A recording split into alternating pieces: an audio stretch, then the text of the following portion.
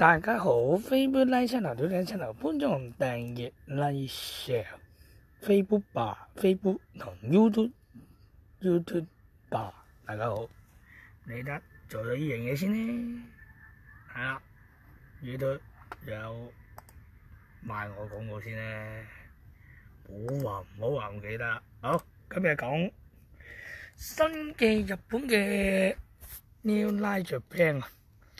你知母公司全日空嘅係 New Line Japan 係全新嘅航空公司，係母公司嚟嘅，係啦。佢多動787取代現有嘅咩咧？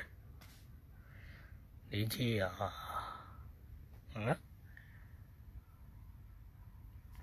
遲啲話俾你聽啦，取代啲咩機咧？就係取代767嘅機身。依家係200幾人嘅7878，係啦。同歐洲版 New Line Japan， 佢遲啲飛國際航線嘅，佢用全日空航線取代嘅，係啦。據報我之前一早據報弄緊佢嘅航線呢，將會取代全日空嘅大部分航線，用新嘅航線取代嘅。香港可能有機會嘅，已經預報咗嘅，未知幾時嘅，係啦。佢弄緊 GE 惠普啊，佢再200幾人啦，依家。佢好似180幾嘅，好似有商務經濟同埋普通，係啦。如果唔計商務咧，普通同埋冇頭等咧，都差唔多200零人嘅啫。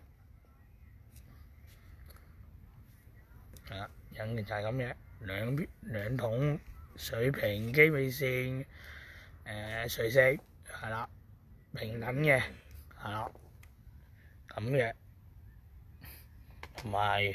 咁嘅留心啦！香港未來日子都暫時未有嘅，遲啲會有呢個 logo 嚟香港噶啦。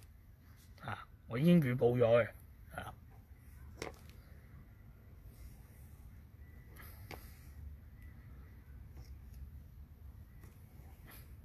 好多謝觀眾嘅 Facebook Like Channel 小姐 channel， 記得訂閱 Like Share 或者我嘅鈴留言傾下偈啦，多謝收看，歡迎我嘅節目，下次再見，拜拜。